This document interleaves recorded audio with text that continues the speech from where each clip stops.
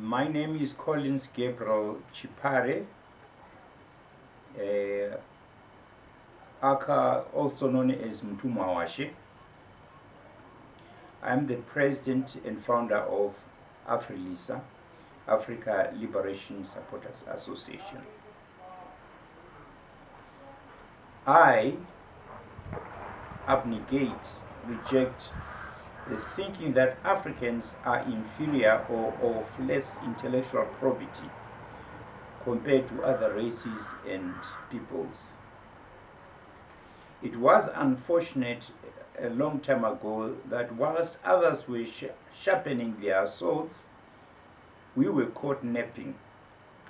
But now it's all water under the bridge. We are now wide awake and ready to go. Our drawback was culture, identity formation, balancing cultural heritage with modern influences. Examples include African dashkis with Western style trousers, incorporation of hijabs and abayas in traditional African attire, use of Western fabrics in traditional garments.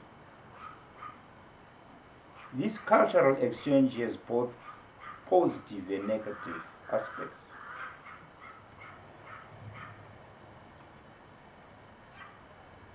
Key aspects of culture: traditions passed through generations, shaping identity and community.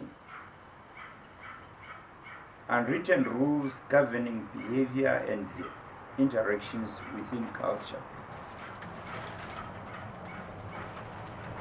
In a nutshell,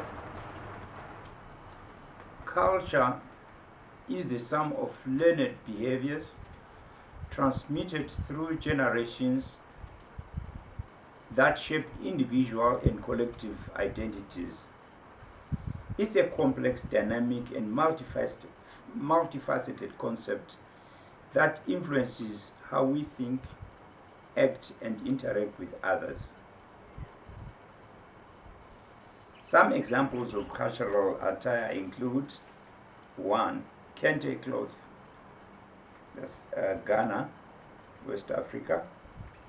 2. Kimono, Japan. 3. Sari in India.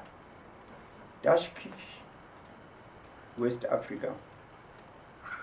Here's skin dress in South Africa and some parts of Zimbabwe. That's on the cultural front.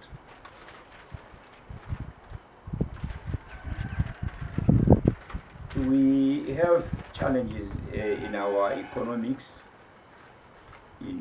as Africans.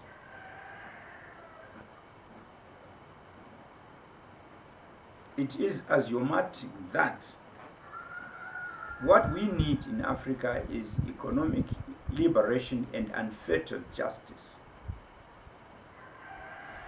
You cannot separate those fundamental basic human freedoms. As we speak, we are saddled with legislative bias, laws that are influenced by personal or political interests. That is what is bringing down, or rather, it makes us look like we are intellectual, handicapped. And yet, really, we need to up our antennae and make sure that our justice systems are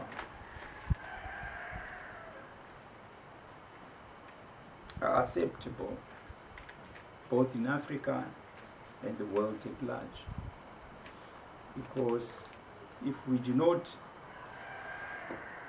take into account how we govern ourselves as a people, wherever we are as Africans, we will always be the laughing stock of other nations.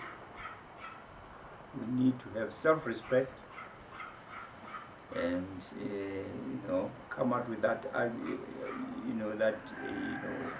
old adage that do unto others as you want them to do unto you.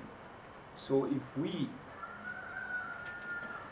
those that are in charge, can borrow from that adage and look after the people, we are governing, not ruling over, but governing. And that way we will endear ourselves to our electorate. Thank you very much. This is what I have for you today.